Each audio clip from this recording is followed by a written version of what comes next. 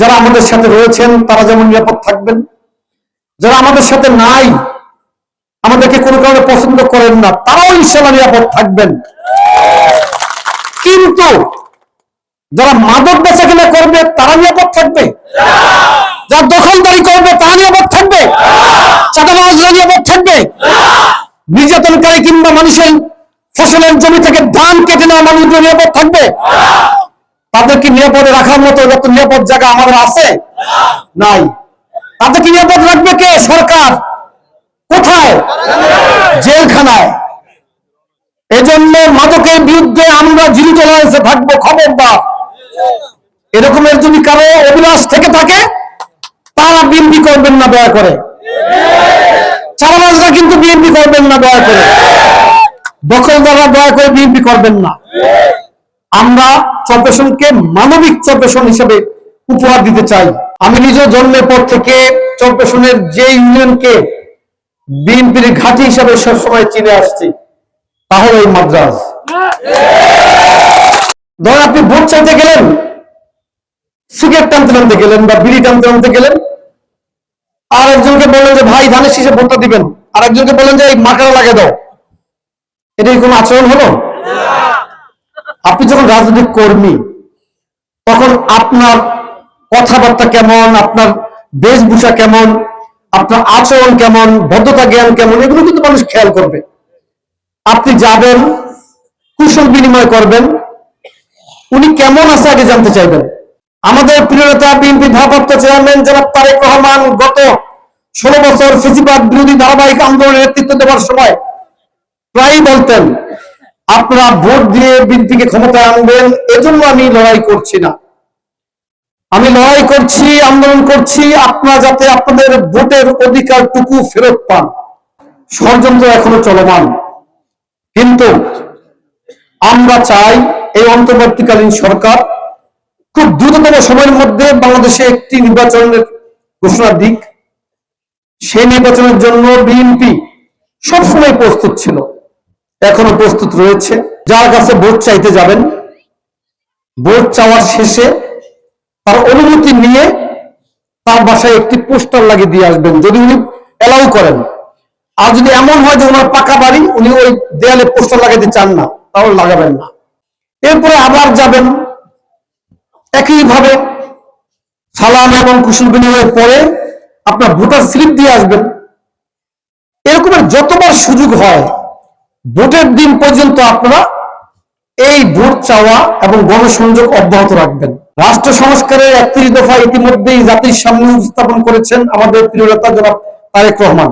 আমাদের এই মঞ্চের পিছনে আমাদের মা বোনরা রয়েছেন, তা যদি আমার কথা শুনে থাকেন আপনাদের উদ্দেশ্যে বলতে চাই, আপনারা শুনেছেন কিনা আমি জানি না, বাংলাদেশের প্রথম নারী এবং শিশু বিষয়ক মন্ত্রণালয় কে প্রতিষ্ঠা করেছে আপনারা জানেন? শহীদ রাষ্ট্রপতি জিয়াউর রহমান।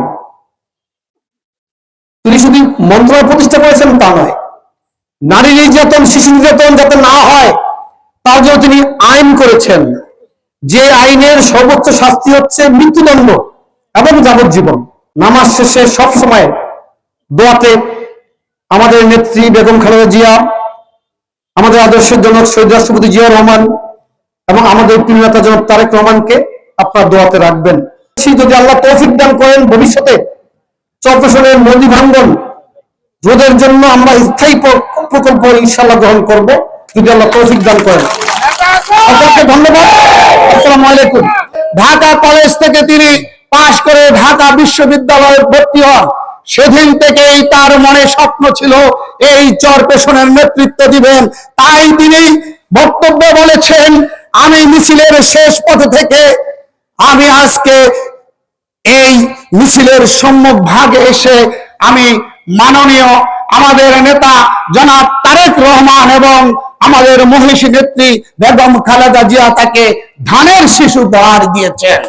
বাংলাদেশের 64টি জেলায় তারা হত্যা করেছে, নৈরাজ্য করেছে, বিচারের নামে প্রহসন করেছে। তার মানে বাংলাদেশটা ছিল একটি জেলখানা, বাংলাদেশের সকল মানুষ ছিল নির্যাতিত। একটা কুলাঙ্গার তাকে আওয়ামী লীগ সভাপতি করে চেয়ারম্যান করেছিল, সেই দেশের কিছু না তার কিছু দোসরদেরকে দিয়ে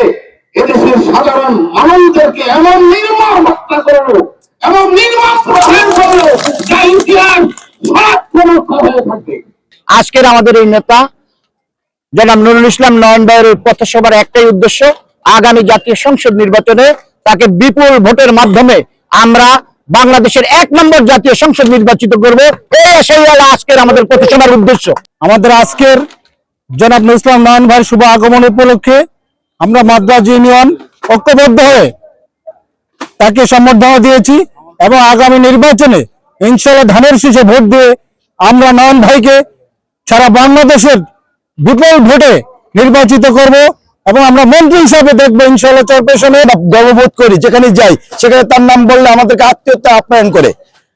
আমাদের এই নেতা আজকে আমাদের মাদ্রাজ ইউনিয়ন 3 নং মাদ্রাজ ইউনিয়ন সকল বিএনপির উদ্যোগে আজকে নেতার পদসভাকে সাফল্যমণ্ডিত করায় আমি মাদ্রাসা সদরের পক্ষ থেকে এবং বিএনপির পক্ষ থেকে সবাইকে আন্তরিক অভিনন্দন শুভেচ্ছা জানাই। দর্শক, আমি এখন যে জায়গাটিতে দাঁড়িয়ে রয়েছি এটি হচ্ছে ভোলা 4 আসন চরফেশন মনপুরার মাদ্রাজ ইউনিয়ন। এই ইউনিয়নটিতে আজকে একটি পথসভা হয়েছে। মনোনয়ন পেয়েছেন বাংলাদেশ জাতীয়তাবাদী যুবদলের কেন্দ্রীয় যুবদলের সাধারণ সম্পাদক নুরুল ইসলাম নয়ন। নয়ন আজকে এখানে এসেছেন।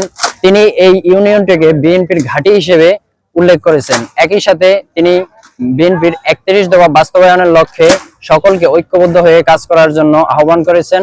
সাথে তিনি আগামীর জাতীয় নির্বাচন কিভাবে সুস্থ করা যায় সেই লক্ষ্যে তিনি কথা বলেছেন। মোহাম্মদ জেনেদ, এন্টার টিভি, ভোলা।